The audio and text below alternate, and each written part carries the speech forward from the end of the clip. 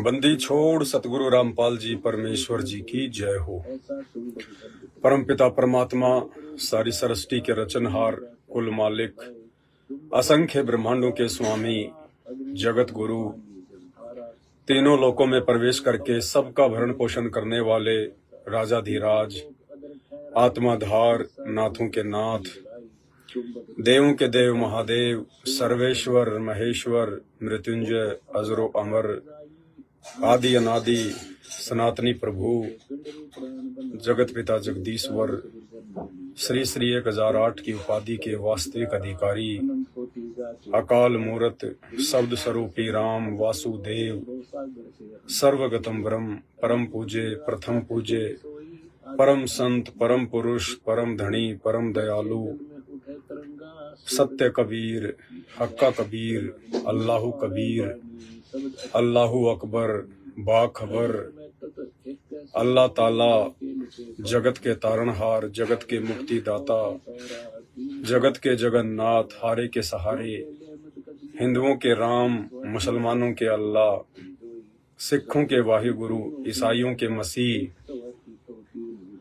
दया के सागर दया निधि, करुणा के सागर करुणा निधि, स्वयंभू परिभू, संकट मोचन, कष्ट हरण, मंगल करण, दुख भंजन, अविगत कबीर, निर्विकार निर्विषम परमात्मा, अलय अलेख सतगुरु, आदि अनादि सतगुरु, असली मर्यादा पुरुषोत्तम, असली राम, असली कृष्ण, असली घनश्याम, असली मुरारी, राजाओं के राजा, महाराजाओं के महाराजा, शहंशाहों के शहंशाह, सम्राटों के सम्राट, भगवानों के भगवान, अल्लाहों के अल्लाह, प्रभुओं के प्रभु, मसीहाओं के मसीह, सच्चे वाहिगुरु, बाबाओं के बाबा, पीरों के पीर, जगत सेठ, सेठों के सेठ, सावड़ सा सेठ, सर्वगुण संपन्न, अनंत कोटि कलाओं के स्वामी,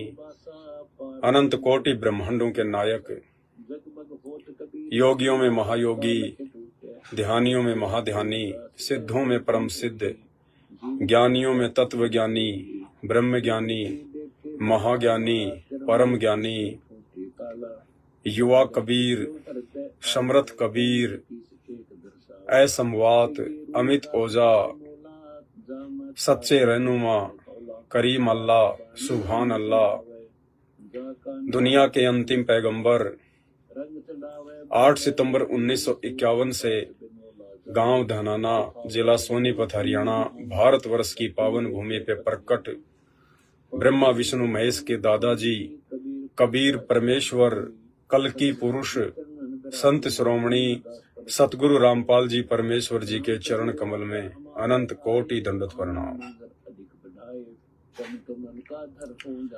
सत्साई भाई और बहनों, दया परमपिता परमेश्वर जी की, जिनके आशीर्वाद से दास आप सभी भगत भाई बहनों के बीच में सोशल मीडिया के माध्यम से साथ संगति के लिए रूबरू है।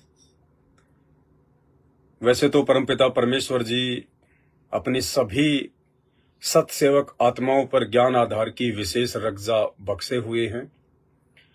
सभी भाई बहनों तक हर प्रकार की शंकाओं के समाधान पहुंच रहे हैं।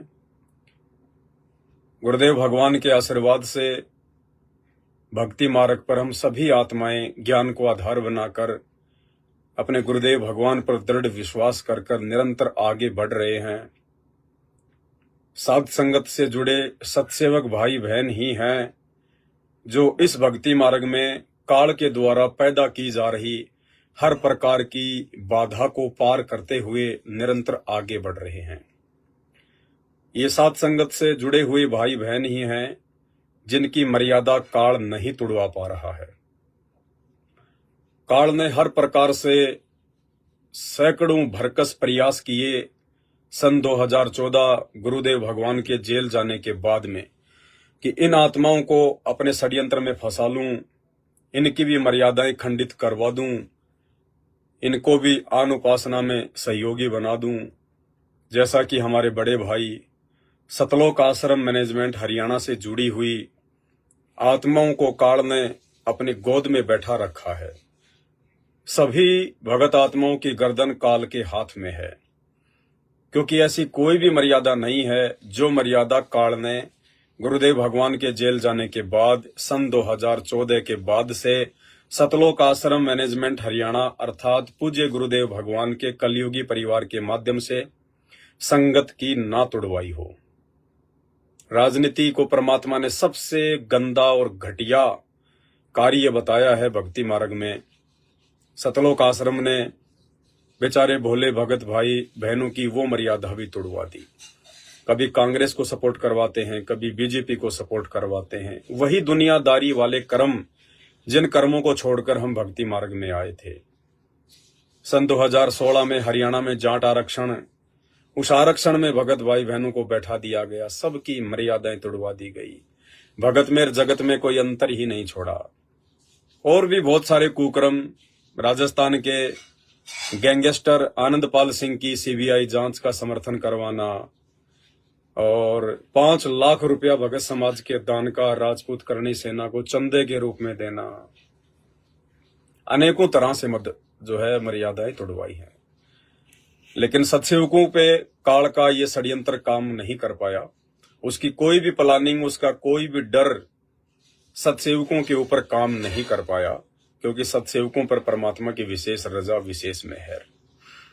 भाई और बहनों, ज्यादा से ज्यादा 3 से 4 साल की बात है, ज्यादा से ज्यादा 3 से 4 साल वो होगा जो आज से पहले सदियों में नहीं हुआ, जो युगों में नहीं हुआ, जो सतयुग में नहीं हुआ, त्रेता युग में नहीं हुआ, जो द्वापर में नहीं हुआ, जो आज से पहले कलयुग में नहीं हुआ। 2028 के बाद वो धरती पर घटित होने जा रहा है। सतगुरु रामपाल जी भगवान पूर्ण परमात्मा के रूप में जनमानस के सामने उभर कर आएंगे। संत रामपाल जी परमेश्वर के अलावा धरती पर किसी को कोई भी भगवान नजर नहीं आएगा। हिंदू जिसे अपना सच्चा रहनुमा कहेंगे,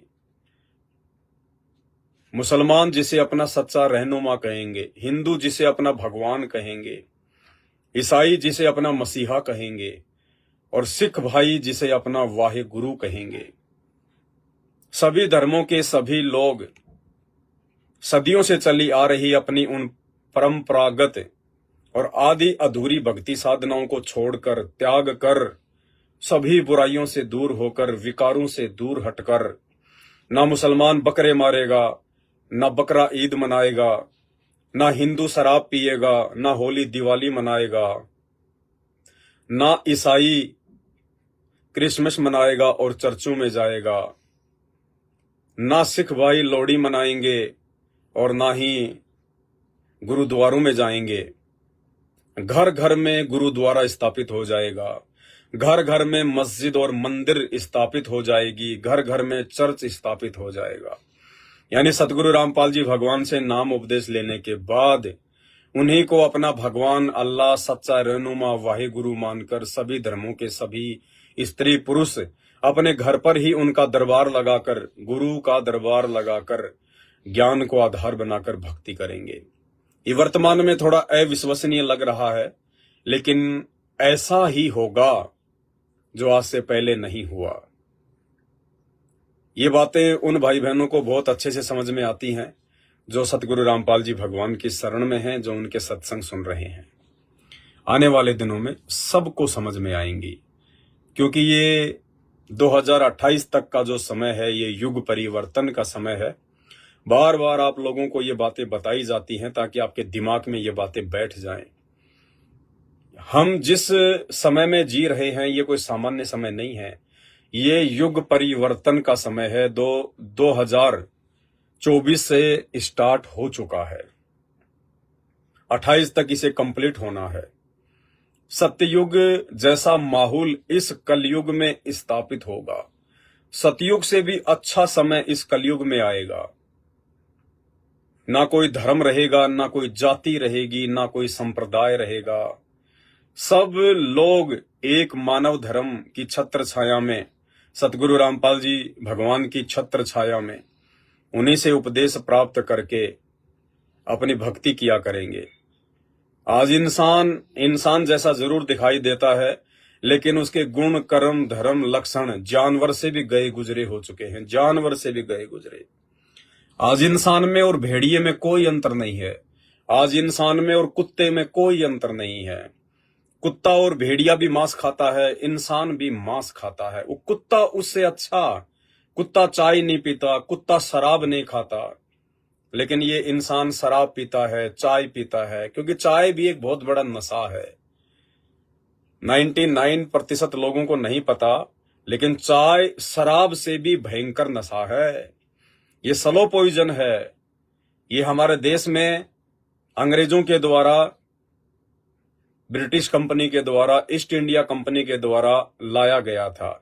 चाय का पौधा हमारे देश का पौधा नहीं है, हिंदुस्तान का पौधा नहीं है। जब सन 1616 में ईस्ट इंडिया कंपनी पहली बार भारत में आई, तो अंग्रेजों ने हर प्रकार से एक रिहर्सल करी कि भारतीयों को हम कैसे जीत सकते हैं। हम इनको बुद्धि में जीत सकते हैं, या इनको शारीरिक ताकत से जीत सकते हैं, या कैसे जीत सकते हैं। उन्होंने एक रिहर्सल करी। एक किसान भाई खेत में हल जोत रहा था, 2-4 अंग्रेजों ने अचानक से उसके ऊपर धावा बोल दिया, लेकिन उस किसान भाई ने अगले 5 मिनट के अंदर अंदर उन दोनों हट्टे कट्टे अंग्रेजों को धूल चटा दी, उनको जमीन में नीचे पटक दिया, उनको दोनों को दबा लिया अकेले ने। ऐसे 2-4 प्रयोग अंग्रेजों ने किए, तो अंग्रेजों को लगा कि भाई शारीरिक ताकत के मामले में हम भारतीयों को पराजित नहीं कर सकते हैं, तो कैसे करें, क्या करें। तो उन्होंने ये जानना चाहा कि भारतीयों में इतना बल कैसे है, इनमें इतनी ताकत कैसे है, इतनी शारीरिक पावर कहां से मिलती है इनको। तो उनको पता चला कि ये लोग सुबह उठते ही छाछ पीते हैं, दही खाते हैं, आधा बिलोया हुआ दही पीते हैं, मट्ठा खाते हैं, घी खाते हैं। इन लोगों के फालतू के कोई डिमांड नहीं है, फालतू के इनके मन में कोई गंदगी नहीं है, चरित्र से ये लोग पाक साफ हैं। इस कारण से इन लोगों का शरीर हट्टा कट्टा है। तो अंग्रेजों ने देखा अगर इसी प्रकार से ये लोग दूध, दही, छाछ, मक्खन, घी खाते रहे, तो हम तो कभी भी इनके ऊपर राज नहीं कर पाएंगे। तो अंग्रेज बिलायत से, इंग्लैंड से एक चाय का पौधा लेके आए, और भारत के दक्षिणी हिस्से में, केरला में, मुन्नार में, आसाम में, इधर उन्होंने चाय की खेती करवानी शुरू कर दी, और घर घर में उन्होंने चाय पहुंचा दी, घर घर में चाय। और जो भारतीय सुबह उठते ही सबसे पहले दूध, दही, छाछ पिया करते थे, आज वो सबसे पहले उठते ही चाय की डिमांड करता है। और विशेषज्ञों ने ये साबित कर रखा है, मुझे बताने की जरूरत नहीं है, यूट्यूब पर जाकर देख सकते हैं। उन्होंने साबित कर रखा है कि हमारी बॉडी में, मानव स्त्री या पुरुष के शरीर में 90% जो बीमारियां वो चाय के कारण होती हैं। सबसे बड़ी बीमारी लीवर की, सबसे ज्यादा अटैक ये चाय लीवर पर करती है, और लीवर से पूरी बॉडी कंट्रोल होती है। लीवर की 90% बीमारियां चाय के कारण होती हैं। हमें पता नहीं चलता, लेकिन ये स्लो पॉइजन है, धीरे धीरे अपना असर करता, धीरे धीरे धीरे धीरे। और एक समय ऐसा आ जाता है जब इंसान की उम्र 50, 60, 70 के आसपास पहुंच जाती है, उसके बाद वो बीमारियां उभर उभर कर सामने आती हैं, उभर उभर कर। माता बहनों का बांझपन से पीड़ित होना, माता बहनों के जो बच्चे उत्पन्न होते हैं उनके सफेद बाल, पैदा होते ही आंखों पे उनके चश्मा चढ़ जाना, बच्चों को विकृत पैदा होना, अपंग पैदा होना, मंद बुद्धि पैदा होना, ये सब कुछ चाय के कारण है। ये स्लो पॉइजन है। तो एक ये सोची समझी चाल थी। और आध्यात्मिक दृष्टि से परमपिता परमेश्वर सतगुरु रामपाल जी भगवान ने बताया कि चाय का जो पौधा है, देखो हर पौधे की जो उत्पत्ति है उसका एक इतिहास है। कोई ऐसे बीज पैदा नहीं हो गया, ऐसे कोई पौधा पैदा नहीं हो गया। जब आप सृष्टि रचना सुनेंगे सतगुरु रामपाल जी भगवान के मुख कमल से, यूट्यूब पर जाइए, सर्च कीजिए सृष्टि रचना संत रामपाल जी महाराज, आपको पता चलेगा जिन बातों का अभी तक आपको मालूम ही नहीं है। हम तो केवल भौतिक जीवन में जी रहे हैं, सांसारिक जीवन में जी रहे हैं। अरे इससे बढ़कर एक आध्यात्मिक जीवन है, भक्ति जीवन है, जिस जीवन की तो दुनिया को छींट भी नहीं पड़ी अभी तक।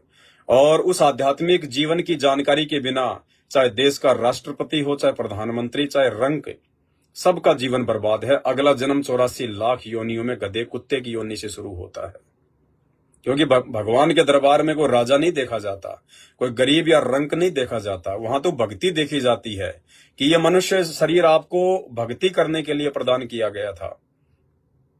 बाकी तो 84 लाख योनियों में गधे कुत्ते सुअर कीट पतंग मक्खी मच्छर मछली, पता नहीं 84 लाख प्रकार की योनियां हैं। वो लोग ना भक्ति करते, ना उनको पता, ना वो मंदिर जाते, ना उनको मंदिर उनको बनाने आते, नंगे घूमते हैं। ये बुद्धि परमेश्वर ने केवल इंसान को दी है, स्त्री पुरुष को दी है।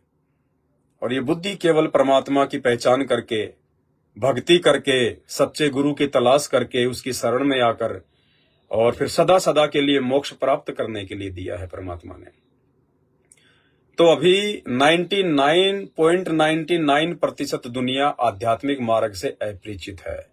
और थोड़े बहुत लोग यदि भक्ति कर भी रहे हैं तो कोई मंदिर में जाके अपना समय बर्बाद करता है, कोई मस्जिद में जाके समय बर्बाद करता है, कोई चर्च और गुरुद्वारों में जाके अपना अनमोल समय बर्बाद करता है, क्योंकि पत्थरों में भगवान नहीं है। कबीर परमेश्वर कहते हैं, पत्थर पूजे हरि मिले तो मैं पूजूं पहाड़। और इससे तो चक्की भली जो पीस खाए संसार। सरेआम कहा करते थे परमात्मा अपनी वाणियों में कि पत्थर पूजे भगवान मिले तो मैं पूज लूं पहाड़।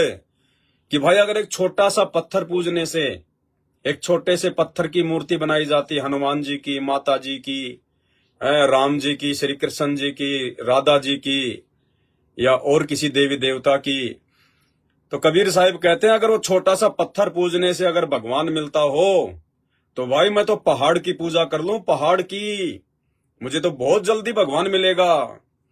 लेकिन कहते हैं ये सब पाखंड है, ढोंग है, आडंबर है, शास्त्रों के विरुद्ध है, भक्ति के विरुद्ध है, देखा देखी भेड़ चाल में चल रहे हो। पत्थर पूजे हरि मिले तो मैं पूजूं पहाड़, इससे तो चक्की भली जो पीस खाए संसार। अरे तुम्हारे उन भगवानों से, उन पत्थरों के भगवानों से तो आटा पीसने वाली जो चक्की आती है, उसके जो पाट आते हैं दो, वो पत्थर के बने होते हैं। कहते हैं वो पत्थर से बने पाट तुम्हारे इन पत्थरों के भगवान से लाख गुना अच्छे हैं। कम से कम वो खाना खाने के लिए, पेट की भूख बुझाने के लिए आटा तो पीस रहे हैं। तुम्हारे भगवान तो उतना काम भी नहीं करते ये पत्थरों के। अरे इंसान जीवित है, इंसान जो है वो चेतन है। चेतन का मतलब जिसमें चेतना होती है, जो बोल सकता है, देख सकता है, चल सकता है, समझ सकता है, खा सकता है, उसको कहते हैं चेतन। इंसान चेतन है। और चेतन होकर वो पूजा किसकी करता है? जड़ की। जड़ यानी पत्थर, लोहा, सोना, चांदी, उनसे बनी मूर्तियां जो जड़ हैं। जड़ का मतलब जो केवल एक जगह ही पड़ा रहता है, जो ना बोल सकता, ना चल सकता, ना उठ सकता, ना बैठ सकता, ना खा सकता, ना बात कर सकता। तो कहते हैं हे मानव शरीरधारी प्राणी, तू डींग मारता है कि मैं 21वीं सदी का इंसान हूं। इंसान चांद पर जा चुका है, हम 21वीं सदी में जी रहे हैं, विज्ञान ने इतनी उन्नति कर ली। तो परमेश्वर कहते रहे नालायक, विज्ञान ने तो उन्नति कर ली लेकिन तूने तो नहीं करी।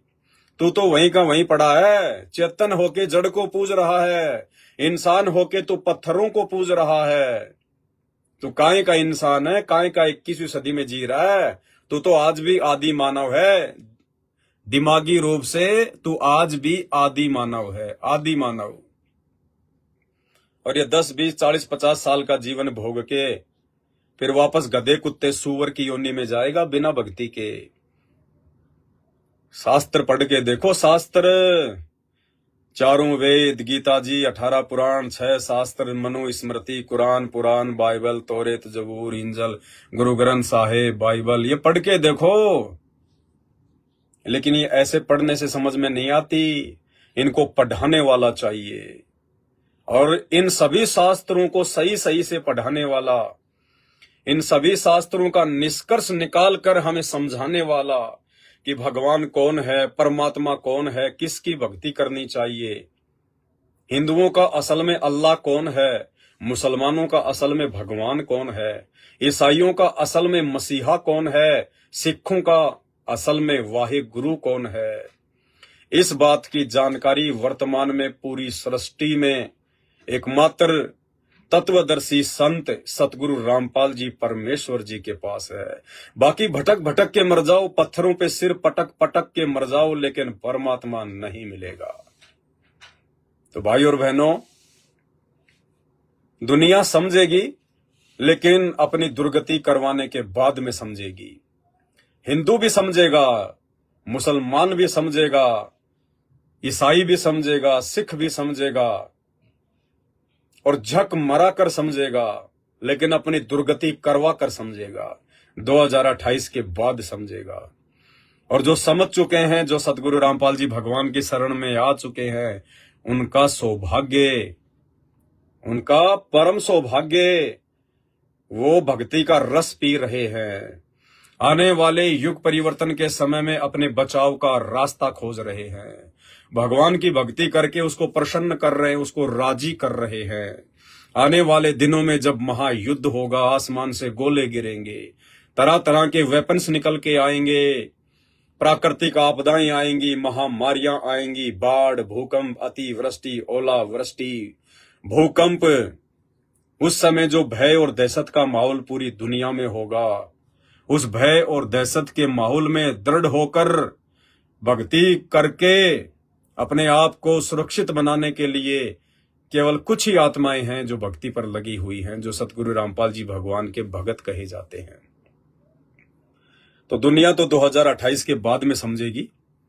दुनिया की अपनी राम कहानी अलग है, लेकिन आप और हम पे जो परमेश्वर ने दया बख्श दी है, हमने सतगुरु रामपाल जी भगवान की इस दया को, इस मेहर को यूं ही बरकरार रखना है, बना कर रखना है। अब हमने किसी भी ऐरे गहरे नत्थु बैरे के चक्कर में नहीं आना है। साध संगति से जुड़े हुए भगत भाई बहनों को परमात्मा ने एडी से लेकर चोटी तक ज्ञान में रंग दिया है। ये वो आत्माएं हैं जिनको ब्रह्मा विष्णु महेश भी धरती पर उतरकर भ्रमित नहीं कर सकते, ज्ञान में पराजित नहीं कर सकते। फिर यहाँ के छोटे मोटे संत, महंत, साधु, महात्मा, मंडलेश्वर, शंकराचार्य, इनकी तो औकात ही क्या है। लेकिन फिर भी काल पूरी कोशिश करेगा कि जिन आत्माओं को अभी तक नहीं तोड़ा जा चुका है, देखो दुनिया तो पहले से ही टूटी पड़ी है। दुनिया तो वही टूटी फूटी काल की आधी अधूरी नरक में जाने वाली, 84 में जाने वाली भक्ति कर रही है। कुछ एक आत्माएं थी जिन पे परमात्मा ने दया बख्शी, वो संत रामपाल जी के भगत कहलाते हैं। लेकिन संत रामपाल जी के भक्तों को भी सन 2014 उनके जेल जाने के बाद उन्हीं के परिवार के माध्यम से, सतलोक आश्रम मैनेजमेंट हरियाणा के माध्यम से काल ने बुरी तरह से ठग लिया है। कुछ एक आत्माएं बची हैं जिन्हें सत सेवक कहते हैं। काल ने कोशिश बहुत करी झपट्टा मारने की, लेकिन परमात्मा ने सात संगतियों के माध्यम से अपने बच्चों को ज्ञान आधार से दृढ़ बनाए रखा, विश्वासी बनाए रखा, नहीं तोड़ पाए। लेकिन वो पूरी कोशिश करेगा और अंतिम समय तक करता रहेगा कि जितनों को तोड़ सकूं उतनों को तोड़ लूं। तो वो अपनों के माध्यम से प्रयास करवाएगा, क्योंकि ये तत्व ज्ञान होने के बाद संत रामपाल जी के भक्तों को कोई शंकराचार्य भी नहीं तोड़ सकता। जगत वाले भ्रमित नहीं कर सकते। 2, 4, 5% मूर्खों की तो बात छोड़ दीजिए, वो तो जन्म से ही भ्रमित होते हैं। बाकी उनके 90% भक्तों को संसार वाले, जगत वाले, दुनिया वाले भ्रमित नहीं कर सकते, क्योंकि हमने शास्त्रों की जो जड़ है वो देख ली है। इन भगवानों की, ब्रह्मा विष्णु महेश की, 33 करोड़ देवी देवताओं की, काल की, महाकाल की, मुसलमानों के अल्लाहों की, इन सब की औकात, इनकी जड़ परमात्मा ने सत्संगों के माध्यम से दिखा दी है। इसलिए दुनिया वाले हमें भ्रमित नहीं कर सकते। इसलिए काल यदि चाल चलेगा भ्रमित करवाने के लिए, तो भगत भाइयों के माध्यम से ही करवाएगा। सतलोक आश्रम मैनेजमेंट हरियाणा ने बहुत प्रयास किए तोड़ने के, लेकिन नहीं टूट पाए। फिर कुछ एक लोग जो सात संगतियां छोड़ छोड़ के अपनी खुद की कमजोरी के चलते जो परमात्मा से दूर होकर बकवाद करने लग गए थे, उनके माध्यम से काल ठगने का प्रयास करेगा। कुछ एक इस तरह के लोग जो ना खुद भक्ति करते हैं ना दूसरों को भक्ति करने देते हैं, वो साकट की श्रेणी में है। इसलिए परमात्मा कहते हैं, कहते को कहीं जान दे, गुरु की सीख तू ले, साकट और सवान को उल्टा जवाब ना दे। इसलिए दास की तो आदत है, दास ऐसे साकट और कुत्ते टाइप व्यक्तियों को जो सारा दिन बकवाद करते रहते हैं, जो ना 3 समय की आरती करते हैं, ना मंत्र जाप करते हैं, ना सत्संग सुनते हैं, उनका केवल एक ही मकसद है कि साध संगति से भक्तों को कैसे तोड़ा जाए।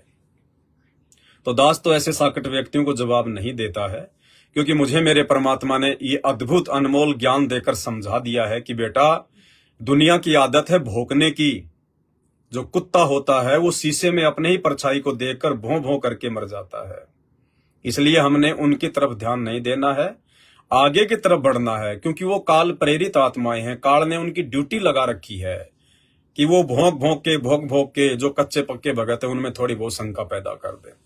तो दास तो इन सभी से भली भांति परिचित है, क्योंकि ये दास की ही संगति में थे। पहले जितने भी लोग जो भोगते हैं साध संगति के खिलाफ, ये पहले दास की संगति में थे।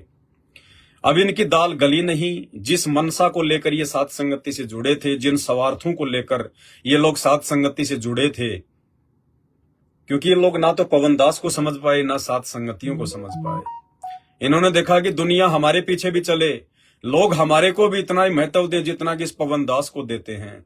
लोग हमारे वीडियो भी इसी प्रकार से शेयर करें, इसी प्रकार से 4-4, 5-5 घंटे की वीडियो देखें जो पवन दास की वीडियो लोग देखते हैं। लेकिन भाई, ये पवन दास ने सोचा नहीं था कि मैं ऐसा करूं ऐसा करूं। नहीं, पवन दास तो केवल अपना शिष्य धर्म निभाते हुए परमात्मा के आशीर्वाद से, उनके आदेश से, उनकी सत प्रेरणा से अपने भगत भाई बहनों को समझाने के लिए मात्र साध संगति में निमित्त बना हुआ है। अगर मेरी शुरू से ऐसी कोई मनसा होती कि भगत समाज मेरे पीछे लगे, भगत मेरी बातों को महत्व दे, भगत मेरे वीडियो देखे, भगत मेरे को फॉलो करे, तो परमात्मा कभी भी मुझे 2 कदम भी आगे नहीं बढ़ने देता। क्योंकि सतगुरु रामपाल जी भगवान के भक्ति मार्ग में जो व्यक्ति अपने मन में स्वार्थ पाल लेता है, जो व्यक्ति अपने मन में कोई छल कपट रखता है, परमात्मा उसको कभी भी नहीं अपनाता, कभी भी नहीं अपनाता। तो उन लोगों ने देखा, भाई ये पवनदास की तरह लोग हमें महत्व नहीं दे रहे, हमारी बातों को लोग सुन नहीं रहे, और पवनदास को जिस प्रकार से लोग सेवाओं के लिए पैसा देते हैं, फिर पवनदास परमात्मा की सेवा में वो पैसा लगाता है करोड़ों रुपया। आज भी परमेश्वर की दया है, 5-10 हजार रुपए तो रोजाना भगत भाई बहन डालते हैं। जबकि दास तो मना करता है कि भाई मुझे आवश्यकता नहीं है, सेवाएं हो चुकी हैं, आगे सेवाएं होंगी तो दास आपको बता देगा। लेकिन फिर भी भगत भाई बहन विश्वास करते हैं, उनको दृढ़ विश्वास है इस बात का, क्योंकि उन्होंने दास की लगभग 7-8 वर्षों से संगति की है। उनको पता है इस बात का कि ये परमात्मा का बच्चा, ये मरने को मर जाएगा, लेकिन ये अपने भगत भाई बहनों को भ्रमित नहीं होने देगा। ये भ्रमित नहीं कर सकता, उल्टा रास्ता नहीं बता सकता। ये परमात्मा का बच्चा अपने परमात्मा से 1 इंच भी दूर नहीं हो सकता। ये तो उल्टा अपने भगत भाई बहनों के अंदर दृढ़ता पैदा करता है गुरुदेव के चरणों में समर्पित होने के लिए। उनको दृढ़ विश्वास है इस बात का। साध संगत से जुड़े हुए भाई बहन कोई मेरी बातों पे आंख बंद करके विश्वास नहीं करते हैं। परमात्मा ने सबसे ज्ञानी आत्माएं साध संगति से जोड़ रखी हैं। ये लोग मेरा वीडियो देखते हैं पहले, चाहे 2 घंटे का हो चाहे 4 घंटे का हो। उसके बाद ये लोग निष्कर्ष निकालते हैं कि वास्तव में हमारा गुरु भाई जो कह रहा है, ये सारी की सारी बातें हमारे परमात्मा के ज्ञान से एज इट इज मेल खाती हैं। इसलिए सभी भाई बहन फिर पवन दास की बातों को फॉलो करते हैं, वीडियो को शेयर करते हैं, लाइक करते हैं, भाई बहनों को समझाने के लिए आगे भेजते हैं। तो ना चाहते हुए भी भगत भाई बहन 5-10 हजार रुपए तो रोजाना दास के पास में भेज ही देते हैं। उन्हें विश्वास है कि जब जितना सेवा में लगेगा उतना लगेगा, और जितना बचेगा ये सारा का सारा परमात्मा की सेवा में जाएगा, उनके चरणों में जाएगा। हाथी से लेकर सुई तक जो भी दास के पास में कुछ है वो परमात्मा का है, और सब कुछ परमात्मा के चरणों में समर्पित है, और आने के बाद उन्हीं के चरणों में समर्पित हो जाएगा। भले लाखों के मोबाइल हैं, लाखों की गाड़ियां हैं, सब कुछ परमात्मा ने परिपूर्ण कर रखा अपने इस कुत्ते को, क्योंकि परमात्मा धरती पर है। इस कुत्ते की कोई इच्छा नहीं कि परमात्मा मुझे गाड़ी दे, मुझे लाखों के मोबाइल दे, मुझे हर प्रकार की सुविधा से परमात्मा लैस करे। नहीं, इस पवनदास कुत्ते की तो भगवान से एक ही अर्ज है, परमात्मा भले ही एक टाइम की रोटी दे देना, परमात्मा भले ही जमीन पे ही सुलाना मालिक, लेकिन अपने चरणों से दूर मत करना, अपनी भक्ति से दूर मत करना। इस कुत्ते की भाई बहनों की सेवा के एक भी रुपए में कोई आस्था नहीं है कि ये मेरा है, ये मेरा है। जिस दिन मेरा मेरी होने लगी उसी दिन परमात्मा पिछवाड़े पे लात मार देगा कि तेरे जैसे 336 भगत है मेरे। जब परमात्मा 650 साल पहले भैंसे राम को एक पशु को निमित्त बनाकर और पंडितों के भंडारे में वेदों के 5 मंत्र बुलवा सकता है, तो उस परमात्मा को आज अपने काम के लिए पवन दास की जरूरत नहीं है। वो समर्थ है, वो तो आकाशवाणी के माध्यम से भी अपना काम कर सकता है। उसको तो ना पशु की जरूरत है, ना इंसान की जरूरत है। ये तो दास का कोई पुरबला भाग है, कोई संस्कार है जो परमात्मा ने इस कुत्ते को इस सेवा के लिए निमित्त बनाया, साध संगति के लिए। मेरे भी अच्छे कर्म बन रहे हैं और मेरे भगत भाई बहनों के भी अच्छे कर्म बन रहे हैं। तो भाई, पवन दास से राग द्वेष और ईर्ष्या रखकर आप कभी भी सतगुरु रामपाल जी भगवान को प्राप्त नहीं कर सकते। भले आप अपने आप को भगत समझ रहे हैं, आप उनके सत्संग सुन रहे हैं, भक्ति कर रहे हैं, लेकिन पवन दास को परमात्मा ने साध संगति के लिए निमित्त बनाया है। ये पवन दास कोई अपनी मर्जी से खड़ा नहीं हुआ है। आने वाले समय में तो सबकी आंखें खुल जाएंगी। आज भले देखा देखी में गुरुद्रोही, फलाना द्रोही, कोई दिक्कत नहीं है। कहने को तो दुनिया हमारे गुरुदेव को भी देशद्रोही कहती है। हरियाणा सरकार ने उन पर देशद्रोह का मुकदमा लगा रखा है, सजा कर रखी है। पूरे हरियाणा में किसी से भी जाके उनका नाम ले लो, देशद्रोही देशद्रोही। लेकिन हमें पता है कि देशद्रोही क्या होता है, देशद्रोही की क्या परिभाषा है, देशद्रोही के क्या लक्षण होते हैं। तो इसी प्रकार जो ज्ञानी आत्माएं हैं, जो तत्व ज्ञान को आधार बना चुकी हैं, साध संगति से जुड़ी हुई हैं, उन्हें अच्छे से पता है कि गुरुद्रोही की क्या परिभाषा होती है, गुरुद्रोही के क्या लक्षण होते हैं। इसलिए भाई और बहनों, ये जो साध संगति से जो जुड़े हुए हीरे मोती लाल हैं परमात्मा के, ये जितने टूटने थे उतने टूट चुके हैं। काल ने अपने एजेंटों को निमित्त बनाकर साध संगतियों से जोड़कर और फिर साल 6 महीने साध संगति में रहकर फिर अपनी बकवाद करके जिन 10-20 आत्माओं को तोड़ कर ले गए, वो ले गए। वो कचरा था, उसको परमात्मा ने साध संगति में रखना भी नहीं था। अब जो आत्माएं हैं वो परमेश्वर के हीरे मोती लाल हैं। उन्हें आप साम दाम दंड भेद किसी भी प्रकार से नहीं तोड़ सकते। तो इसी कड़ी में ऐसी घटिया चाल चलते हुए, क्योंकि देखो जीव की बस की बात नहीं है भाई और बहनों, जीव कभी भी अच्छा बुरा कर ही नहीं सकता। जीव अगर अच्छा करता है तो उसका श्रेय परमपिता परमेश्वर को जाता है, सतगुरु रामपाल जी भगवान को जाता है, क्योंकि अच्छा हमेशा परमात्मा ही करवा सकता है।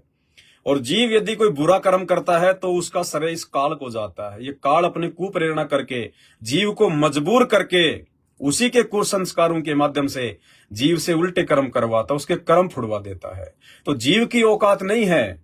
आज चाहे सतगुरु रामपाल जी भगवान का कलयुगी परिवार, उनके बेटा बेटी, भाई बंधु, रिश्तेदार, जितने भी भक्ति विरुद्ध कुकर्म इन आश्रमों में कर रहे हैं, संगत से करवा रहे हैं, ये इनकी बेचारों की औकात नहीं है। ये तो आप और हमारे जैसे जीव हैं, भगत हैं, लेकिन इनके कुसंस्कार, इनके माड़े कर्म, इन्होंने मर्यादाएं तोड़ दी, गुरु को भगवान नहीं माना, और ऐसी आत्माओं को काल अपना मोहरा बनाता है, अपना एजेंट बनाता है, अपना दलाल बनाता है, और फिर उन आत्माओं के माध्यम से बाकियों के भी जो है वो कर्म फुड़वाता है। और ऐसी स्थिति में सतगुरु रामपाल जी भगवान संगत की जो है वो परीक्षा ले लेता है।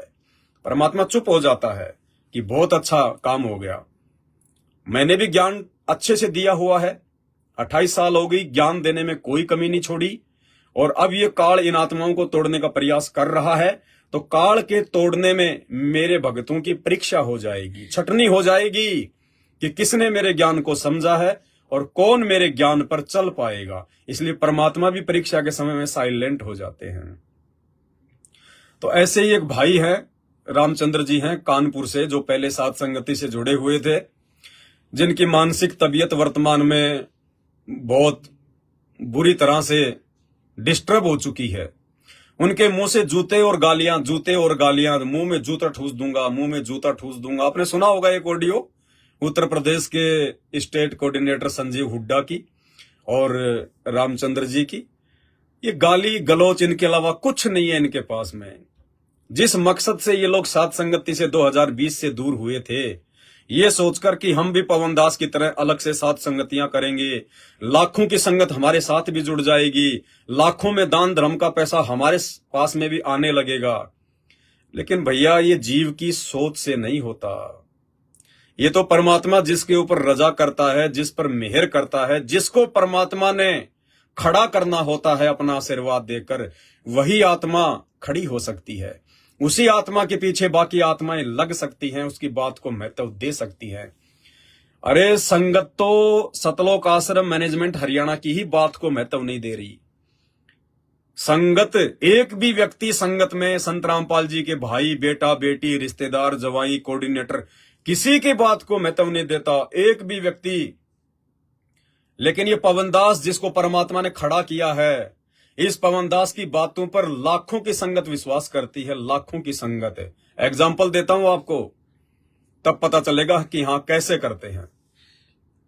आज सतलोक आश्रम मैनेजमेंट हरियाणा से जुड़ी हुई जितनी भी लाखों की संगत है, करोड़ों की संगत है, वो लोग सिर्फ और सिर्फ यदि उन आश्रमों में जाते हैं, सतलोक आश्रम मैनेजमेंट हरियाणा वालों की बात मानते हैं, कोऑर्डिनेटरों की बात मानते हैं, तो कोऑर्डिनेटरों में या गुरुदेव के उस कलयुगी परिवार में बेटा बेटी भाई बंधुओं में कोई योग्यता नहीं है, कोई ऐसा वो गुण नहीं है कि संगत उनकी बात माने। संगत केवल जो ऑडियो और वीडियो सतगुरु रामपाल जी भगवान के दिखाए जाते हैं, उन ऑडियो और वीडियो पे विश्वास करके इन लोगों की बातें मानती है।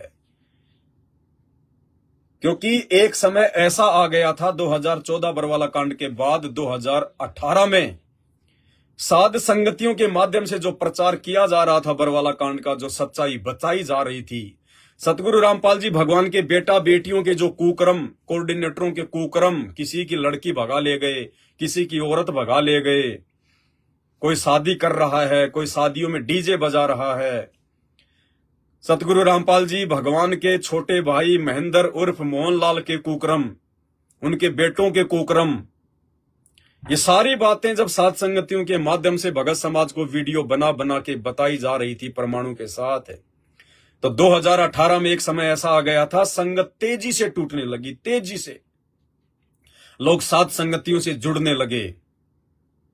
उसके बाद इन लोगों ने बहुत प्रयास किया, मुझदास के ऊपर मुकदमे भी करवाए, मुझदास के घर में आकर मुझे जो है लाठियों से भी मारा, पीटा, मुझे गाली गलोच निकाली, दुनिया भर की अफवाहें फैलाई, पैसा खा रहा है, 50 लाख रुपए खा गया, ये खा गया, लेकिन सबूत किसी के पास नहीं। संगत रुकने का नाम नहीं ले रही थी, साध संगतियों से जुड़ती जा रही थी। अंत में इन लोगों ने देखा कि भाई संगत तो हमारे हाथ से निकल जाएगी, ये तो पवनदास की बातों पे ज्यादा विश्वास करने लग गए। क्योंकि पवनदास जो वीडियो बनाता था वो ज्ञान आधार से होते थे, वो वीडियो आत्मा स्वीकार करती थी, वो आत्मा की खुराक होती है साध संगति की वीडियो। तो इन लोगों ने देखा कि संगत के ऊपर तुम्हारी बातों का कोई असर नहीं हो रहा, तुम्हारे दबाव का, तुम्हारे डर का कोई असर नहीं हो रहा, क्योंकि इनकी भक्ति समाप्त हो चुकी थी, इनके वचन में शक्ति नहीं थी। फिर इन्होंने तरीका अपनाया कि भाई संगत अगर बात मानेगी तो गुरुजी की मानेगी, गुरुजी के आदेश की आड़ में संगत को भ्रमित किया जा सकता है। तो इन्होंने 2018 में हिसार जेल के नाम से खुद ही लिख लिख के नीचे गुरुजी का नाम लिख के लेटर निकालने शुरू कर दिए, लेटर चिट्ठियां निकालनी शुरू कर दी कि पवनदास गुरुद्रोही है, मैंने पवनदास को गुरुद्रोही कर दिया है। धीरे धीरे इन्होंने संगत को डराना शुरू किया। लेकिन 2-4-5 महीनों में जब उन चिट्ठियों की भी वो पोल खुल गई कि ये चिट्ठियां नकली हैं, ये बनाई जाती हैं, गुरुदेव की तरफ से जेल से कोई चिट्ठी नहीं आ रही है, तो फिर संगत संभल गई। फिर इन्होंने देखा संगत फिर हाथ से निकल रही है, फिर इन्होंने ऑडियो निकालनी शुरू कर दी। इन्होंने गुरुदेव को जाकर आम व्यक्ति समझकर, आम मानुष समझकर मुझ पवनदास के खिलाफ गुरुदेव को भड़काना शुरू कर दिया, उल्टी सीधी बातें बताना शुरू कर दिया कि गुरुदेव वो पवनदास तो आश्रम खोलकर बैठ गया, वो पवनदास संगत को नाम देने लग गया। अब परमात्मा तो परमात्मा है भाई, सारी सृष्टि का मालिक है, अंतर्यामी है, घट घट का वासी है, लेकिन वो बालक थोड़ी है। जो 2014 में चुपचाप जेल में जाके बैठ गया, वो जानबूझ के जेल में जाके बैठा है। काल ने तो अपनी काल प्रेरित आत्माओं के माध्यम से, मैनेजमेंट के माध्यम से बरवाला कांड को जो है करवा दिया, लेकिन परमात्मा चुपचाप रहे। मालिक भी चाह रहे थे कि मैं भी अपने भक्तों की परीक्षा ले लूं इसी कांड के माध्यम से। अरे ज्ञान ही थोड़े दिया जाऊंगा, 28 साल हो गई और कितना ज्ञान दूंगा। अब ये भी तो देखूं मेरे ज्ञान पे कौन टिका, कौन कितना समझा। स्कूल में बच्चे को कोई पढ़ाई थोड़ी जाते हैं, 1 साल के बाद उसकी परीक्षा भी तो ली जाती है। तो परमात्मा भी चुपचाप जाके जेल बैठ गए और देखता हूं वह पीछे से कौन क्या करता है। तो कहते हैं गुरु को मानुष जो गिने और करे चरना अमृत को पान, ते नर नरक में जाएंगे जन्म जन्म बने समान। तो सतगुरु रामपाल जी भगवान को मानुष मानकर, उनको मानुष समझकर सतलोक आश्रम मैनेजमेंट हरियाणा वालों ने, गुरुदेव के परिवार वालों ने अपने स्वार्थों के चलते कि पवन दास के पीछे अगर संगत यूं ही चलती गई तो हमारा तो धंधा फेल हो जाएगा, धंधा फेल हो जाएगा हमारा। काल को चिंता हो गई तो इन्होंने संगत को पवन दास के खिलाफ, मुझदास के खिलाफ भड़काना शुरू कर दिया, झूठ बोलना शुरू कर दिया। अरे ये भी नहीं देखा कि सामने भगवान बैठा है, ये जेल में परमात्मा बैठा है। लेकिन भाई और बहनों, हरियाणा में कहावत है कि दीपक के नीचे हमेशा अंधेरा होता है।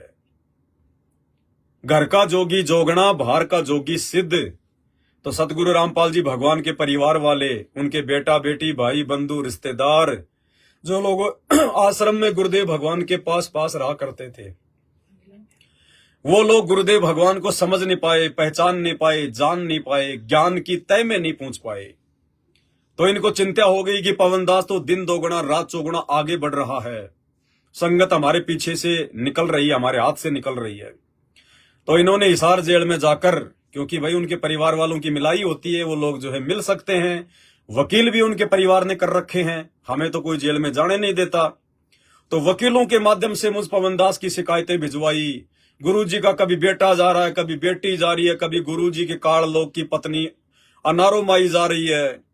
गुरुजी पवन दास ने न्यू कर दिया, गुरुजी पवन दास ने न्यू कर दिया, गुरुजी संगत को पवन दास ने तोड़ दिया। सच्ची बात किसी भी माई के लाल ने नहीं बताई कि पवन दास ने गुरुजी बरवाला कांड की पोल खोल के रख दी। गुरुजी, हम लोगों ने आपके साथ में जो धोखा किया था अपनी मूर्खता के चलते, अहंकार में आकर पुलिस वालों के साथ में जो लड़ाई झगड़ा, भगतों को काले कपड़े पहनाकर कमांडो बनाकर करवाया, जिसमें 5 भगत मर गए, जिसका झूठा मुकदमा आपके ऊपर लग गया और भगत तो भगोड़े बन के भाग गए और गुरुजी पकड़े गए और गुरुजी के ऊपर मर्डर का मुकदमा लग गया, जिसमें गुरुजी को आजीवन जो है उम्र कैद की सजा सुना दी गई।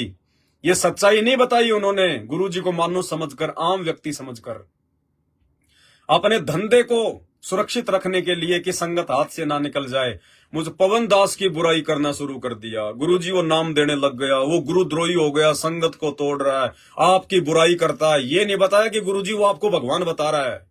गुरुजी उसने तो आपको भगवान साबित कर दिया, आपको परमात्मा साबित कर दिया। उसने तो भक्तों के अंदर वो दृढ़ता भर दी आपके आशीर्वाद से कि ब्रह्मा विष्णु महेश भी आके उनका बाल बाका नहीं कर सकते। और गुरुजी उन्होंने तो हमारा धंधा फैल कर दिया। बरवाला कांड में हमने जो कुकर्म किए, हमने जो अज्ञानता और मूर्खता का परिचय दिया, गुरुजी उसने तो पाखंड की फोल खोल के रख दी। ये नहीं बताया, उल्टी मार्केटिंग कर दी मेरी। अब भगवान तो भगवान है, सबका बाप है, पता तो है ही बाहर क्या चल रहा है क्या नहीं हो रहा। अंतर्यामी एक तुम, आत्म के आधार, जो तुम छोड़ो हाथ तो वही कौन उतारे पार। लेकिन बाप है, जब वो परीक्षा लेता है तो परीक्षा भी ढंग से लेता है। अगर ज्ञान ढंग से दिया तो परीक्षा भी ढंग से लेगा। वो भगवान अपने मुंह से नहीं कहता किसी को भी कि तू गलत है। अगर भगवान ये कह दे अपने परिवार वालों को जो कि जन्म से ही गलत हैं, अगर गुरुजी अपने बेटा बेटी, भाई बंधु, रिश्तेदार, उन कोऑर्डिनेटरों को कह दे कि नालायको तुम्हारी औकात तो मुझे पहले पता चल गई थी। अरे गधो, मेरे रहते सहते काल कभी मेरे बच्चों को मार सकता है क्या सतलोक आश्रम में? क्या कभी काल भगवान के आश्रम को कभी उजाड़ सकता है क्या? लेकिन मैंने उसको उजड़ने दिया क्योंकि तुम लोगों ने अति पार कर दी। तुम लोगों ने आश्रम में कुकर्म करने शुरू कर दिए थे माता बहनों के साथ में। तुम लोग मुझे परमात्मा नहीं मानते थे, मुझे भगवान नहीं मानते थे, जिस कारण से तुम्हारे को ये झटका देना था। तुम काल प्रेरित आत्माओं को अपने से दूर करना था। आने वाले समय में हजारों साल जो मेरी भक्ति चलेगी, मेरा मार्ग चलेगा, तुम जैसे काल के दूतों को, काल के दलालों को, काल के एजेंटों को मुझे मेरे इस मार्ग से दूर करना था, इस गंदगी को मुझे बाहर निकालना था। अगर मैं कह दूं संगत को कि ये मेरे जो परिवार वाले हैं ये गलत हैं, तो मेरी बात संगत इतना यकीन नहीं करेगी, क्योंकि उन्होंने तुम्हारे कुकर्म देखे नहीं है जो तुम साइलेंट में करते हो। इसलिए बरवाला कांड में परमात्मा चुपचाप रहे। और आज भाई बहन, आज आप सबके सामने है कि इस परमात्मा की संगत से गंदी राजनीति किसने करवाई। 2019 में कांग्रेस को वोट और सपोर्ट, और अभी बीजेपी सरकार को वोट और सपोर्ट किसने करवाया? हिसार जेल में बैठे संत रामपाल जी ने, या बाहर उनके काल एजेंटों ने, उनके परिवार वालों ने, इन मैनेजमेंट वालों ने?